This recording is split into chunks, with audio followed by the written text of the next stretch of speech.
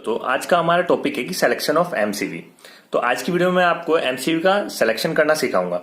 ठीक है, कि आपके घर ऑफिस के लिए आप कितने एम्पेयर की एमसीवी खरीदेंगे, कितने की लगाएंगे, ये चीजें मैं सिखाने वाला हूँ। ठीक है, तो अब सबसे पहले मैं बात करता हूँ कि आपके घर में सिंगल फेज सप्लाई है या फिर थ्री फेज सप्लाई है। ठीक है, तो मैं सिंगल फेज सप्लाई को अलग कर देता हूँ और थ्री फेज सप्लाई को अलग कर लेता हूँ। ठीक है, फिर अब मैं बात करूंगा कि आपके घर में जो सिंगल फेज सप्लाई आती है उसका वोल्टेज कितना होता है। तो आप सभी लोग जानते हैं कि उसका वोल्टेज 220 होता है। अगर आपको एक्यूरेट चाहिए तो आप मेजर कर लीजिएगा आपकी मेन सप्लाई से। ठीक है, अगर थ्री फेज में बात करता हूं तो ये होता है 415। ठीक है, ये होता है 415 होता है। बट जो ऐसे देखते हैं वो 440 के अप्रोक्स होता है। तो 415 से 440 के बीच में होता है, लेकिन 415 लेते हैं अप्रोक्स। ठीक है, तो अब बात करता हूं मैं ये कैसे निकालेंगे। तो हमको इसके लिए तीन चीजें की जरूरत होगी। ठीक है, वो तीन चीजें कौन सी है? वो होगा एक तो पावर, एक होगा करंट और एक होगा वोल्टेज। ठीक है, तो इन चीज को मैं एक ट्राइंगल के जरिए आपको समझा देता हूं। ठीक है, तो इस ट्राइंगल में क्या रिलेशन है वो आप फॉर्मूले के लिए अच्छे से समझ लीजिएगा। जो ऊपर जो एक पैरेलल एक ही लाइन में है उसको आप इंटू का निशान लगा दीजिए वहां पे। ठीक है, मैं दूसरे कलर से लगा के बता देता हूं आपको। इसमें आप इंटू का निशान लगा लीजिए और यहां पे आप डिवाइड का निशान लगा लीजिए।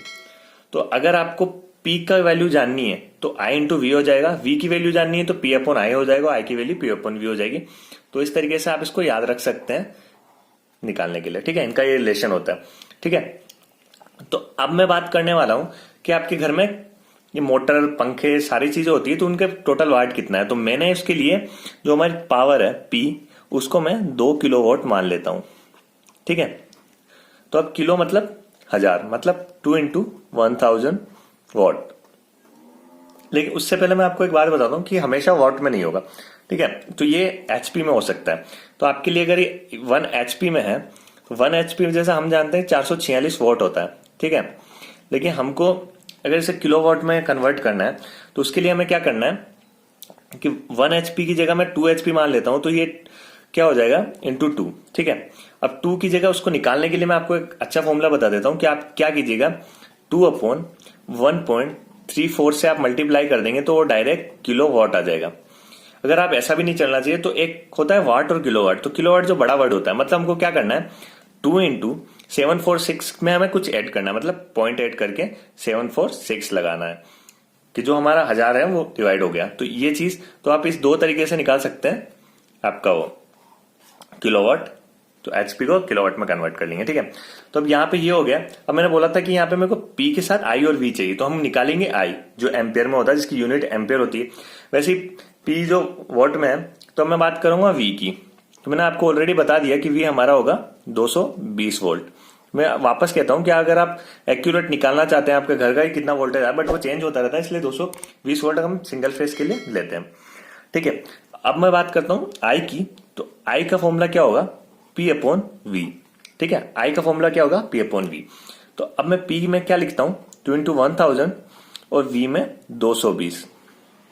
ठीक है, तो अब मैं जब इसको कैलकुलेट करता हूं तो ये आएगा 9.09, जिसको मैं 9.1 एम्पेयर यूज कर रहा हूं। ठीक है, अब ये हो गया। अब मैं थ्री फेज में बात करता हूं तो इसका फॉर्मूला थोड़ा अलग होता है। ठीक है, तो यहां पे भी मैं सेम चीज ले रहा हूं। जो पावर है मतलब लोड, वो 2 किलोवाट ले रहा हूं, मतलब 2 इंटू 1000 होगा। ठीक है, और जो वोल्टेज है वो मैंने बोला कि आप 440 ऐसा मेजर करके ले सकते हैं, बट 415 हम जनरली लेते हैं, तो ये 415 हो गया। तो इसका जो फॉर्मूला होता है वो थोड़ा अलग होता है। तो उस फॉर्मूले की बात करता हूं तो मैं आई का फॉर्मूला होता है P अपॉन वी इंटू √3। ठीक है, तो इसमें √3 ऐड हो जाएगा। तो मैं P की बात करता हूं तो 2 इंटू 1000 हो जाएगा। ठीक है, और वोल्टेज इसमें 415 हो गया। और जो ये √3 है उसकी वैल्यू हम जानते हैं कि 1.732 होता है। ठीक है, तो 1.73 है। तो इसको जब मैं सोल्व करता हूं तो इसकी वैल्यू आएगी 2.78 एम्पियर। लेकिन दोस्तों अब क्या है कि इतना तो हमारा ये वैल्यू आ गई। ठीक है, लेकिन ये एक सेफ वैल्यू नहीं है, इतना तो हमारा लोड ले ही रहा है, तो इससे थोड़ा बहुत ज्यादा भी हो सकता है जैसे हमारा वोल्टेज वगैरह हो। लेकिन उससे पहले मैं आपको बता दूं कि आपको सिलेक्शन करने से पहले आपके पास एमसीवी जो होती है वो हमारे मार्केट में कितने कितने एम्पेयर की अवेलेबल होती है। तो उसके लिए मैं बात करता हूँ कि हमारे मार्केट में 1 एम्पेयर होता है, 2 एम्पेयर की होती है, 4 एम्पेयर की होती है, 6 एम्पेयर की होती है, 10 एम्पेयर की होती है, 16 एम्पेयर की होती है, 20 एम्पेयर, 25 एम्पेयर, 32 एम्पेयर, 40 एम्पेयर और 63 एम्पेयर। तो बेसिकली कहने का मतलब क्या है, हमारी जो एमसीबी होती है वो 1 से 63 एम्पेयर के बीच में होती है। तो बेसिकली यही है कि हमारे पास जो मार्केट में अवेलेबल एमसीबी होती है 163 के बीच में होती है। अब हम इसकी थोड़ी आगे बात करते हैं। तो इसमें क्या होता है कि हमारा ये सेफ एम्पेयर नहीं है, ठीक है।